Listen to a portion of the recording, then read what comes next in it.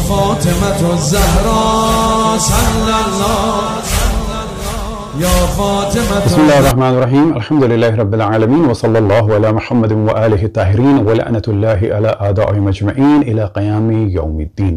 اللہ سبحانہ و تعالیٰ کی اور تمام ملائکہ کی اور تمام انبیاء کی اور تمام اوصیاء کی، خصوصاً رسول اللہ صلی اللہ علیہ وآلہ وسلم اور ائمہ علیہم السلام کی اور تمام مومنین جن و انس کی لعنت ہو دشمنان حضرت فاطمہ سلام اللہ علیہا پر. سب سے پہلے ہم توجہ دلائیں کہ لعنت ایک دعا ہے کہ جو اللہ سبحانہ و تعالیٰ سے کی جا رہی ہے اور یہ ضد ہے رحمت کی. تو سوال یہ پیدا ہوتا ہے کہ اگر یہ کہا جائے کہ رسول اللہ صلی اللہ علیہ وسلم کے دشمنوں پہ لعنت ہو تو کیا یہ غلط ہے؟ اب اگر یہ کہا جائے کہ حضرت فاطمہ سلام اللہ علیہا کے دشمنوں پہ لعنت ہو تو کیا یہ غلط ہے؟ ظاہر ہے کہ رسول اللہ صلی اللہ علیہ وسلم اور حضرت فاطمہ سلام اللہ علیہا اور باقی اہل بیت علیہم السلام کے دشمنوں پہ لعنت ہی بھیجی جائے گی، ان پر رحمت کی دعا تو نہیں کی جا سکتی. آج ہم دو موضوع ڈسکس کر رہے ہیں. ایک کا تعلق ہے جناب میثم عباس کے نوحے سے، جس کا عنوان ہی یہی ہے لعنت بر دشمن زہرا. اسے پاکستان کی گورنمنٹ نے یوٹیوب سے درخواست کر کے بین کروایا اور رکوا دیا، اور پاکستان میں اس وقت دیکھ سکتے ہیں کہ جب اس نوحے کو دیکھنا چاہیں تو وہاں پر لکھا ہوا آتا ہے this content is not available on this country domain due to a legal complaint from the government. اب یہاں پر سب سے پہلے تو ہم سوال یہ کریں گے ان لوگوں سے کہ جنہوں نے اس کو رکوایا ہے. اگر یہ سوچ کے رکوایا ہے کہ اس سے اسلام کے کسی فرد کی توہین ہو رہی ہے تو اس کے معنی یہ ہیں کہ یہاں دال میں کالا ہے. کیونکہ اگر ہم یہ کہیں کہ رسول اللہ صلی اللہ علیہ وسلم کے دشمنوں پہ لعنت ہو تو کوئی مسلمان تو پریشان نہیں ہوگا.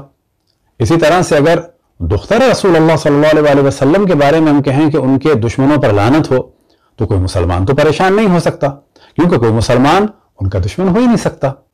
لیکن ہم یہ سوال کریں گے کہ اس وقت یوٹیوب پر ہزاروں چیزیں جو رسول اللہ صلی اللہ علیہ وسلم کے خلاف چل رہی ہیں اور جو اللہ سبحانہ و تعالیٰ کے خلاف گفتگو ہو رہی ہے اور اردو میں ہو رہی ہے، اور لوگ دعویٰ کر رہے ہیں کہ ہم نئے ایتھیسٹ ہیں، ہم ایکس مسلم ہیں، تو کیا آپ لوگوں نے اللہ کی توہین اور رسول اللہ صلی اللہ علیہ وسلم کی توہین والا مواد کبھی بین کرنے کی کوشش کی؟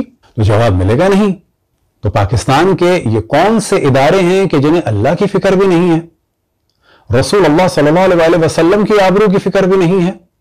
اگر فکر ہے تو رسول اور آل رسول کے دشمنوں کی فکر ہے. یہ بات تمام مسلمانوں کو بڑی دقت سے سوچنی چاہیے کہ پاکستان میں اللہ رسول کے خلاف مواد عام طور پر دیکھنے میں مل جائے گا اور کسی قسم کی کوئی پابندی نہیں ہے یوٹیوب پر. اب ہم توجہ دلائیں اپنی قوم کی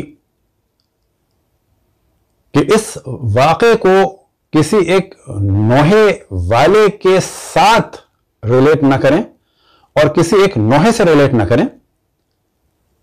اس قسم کے کام کیے جاتے ہیں حکومتوں کی جانب سے ٹیسٹ کرنے کے لیے، اور اگر اقوام اپنی عزت اور آبرو اور وقار کا خیال کرتے ہوئے اس کا مقابلہ کریں تو پھر ان کاموں کو زیادہ پائیداری نصیب نہیں ہوتی. لیکن اگر ہمارے ہی کچھ افراد اس قسم کے کاموں کی حمایت کریں گے تو اس کا اگلا مرحلہ یہ ہوگا کہ پاکستان میں نوحے ریلیز ہونا مشکل ہو جائیں گے، اور پاکستان میں نوحے ریلیز ہونے سے پہلے شعراء کے کلام کو پیش کرنا ہوگا، NOC لینی ہوگی اور ہزار قسم کی مشکلات ہوں گی.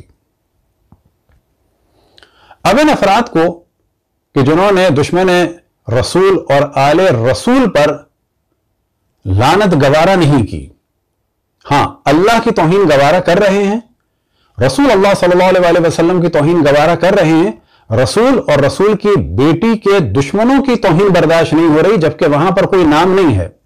اور بلا شک حضرت فاطمہ سلام اللہ علیہا کے دشمنوں پر لعنت ہے، ظاہر رحمت تو نہیں ہو سکتی۔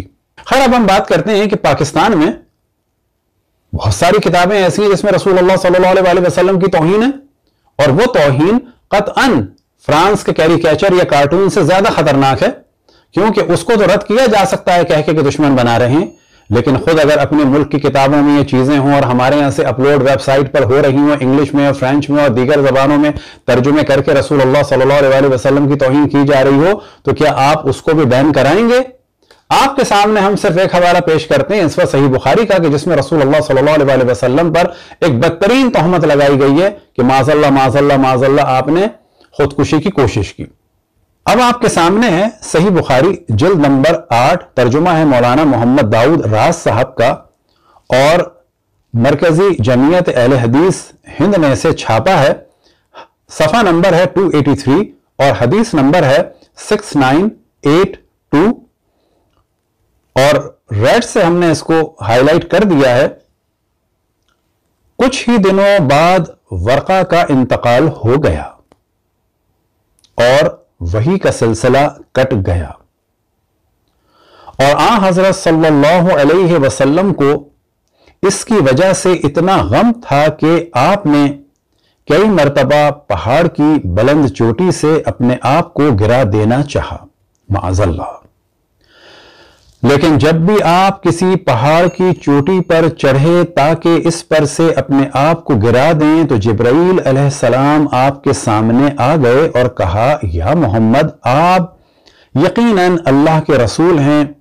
اس سے آن حضرت صلی اللہ علیہ وآلہ وسلم کو سکون ہوتا اور آپ واپس آ جاتے، لیکن جب وہی زیادہ دنوں تک رکی رہتی تو آپ نے ایک مرتبہ ایسا ارادہ کیا، لیکن جب پہاڑ کی چوٹی پر چڑھے تو حضرت جبرائیل علیہ السلام سامنے آئے اور اسی طرح کی بات کی۔ تو اسی دائرے سے ہماری درخواست ہے کہ ان چیزوں کو بھی ویب سائٹ سے ہٹائیں، ان کو بانٹنا بند کریں، چھاپنا بند کریں، ان کے انگلش کے ترجمے بند کریں۔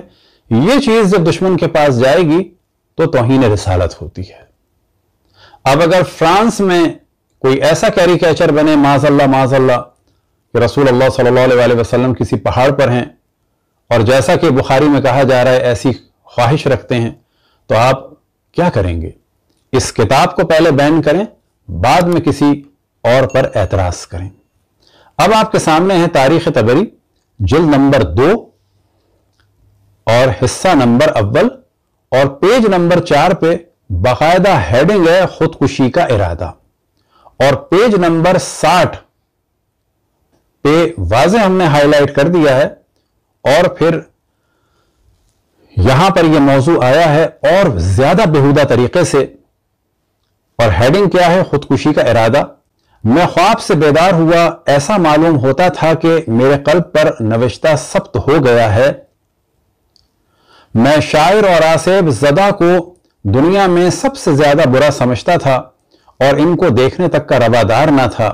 میں نے دل میں کہا میرا نفس ضرور شاعر یا آصیب زدہ ہے، مگر میں اس بات کو ہرگز پسند نہیں کرتا تھا کہ قریش میرے متعلق اس کا چرچا کریں۔ میں پہاڑ کی کسی بلند چوٹی پر چڑھ کر وہاں سے خودکشی کیے لیتا ہوں تاکہ اس رسوائی کے خیال سے اطمینان ہو، اور بعد میں وہی موضوع کہ جناب جبرائیل نے آ کر سمجھایا، معاذ اللہ معاذ اللہ۔ تو ہماری گزارش ہے کہ اس قسم کی چیزوں کو بین کریں۔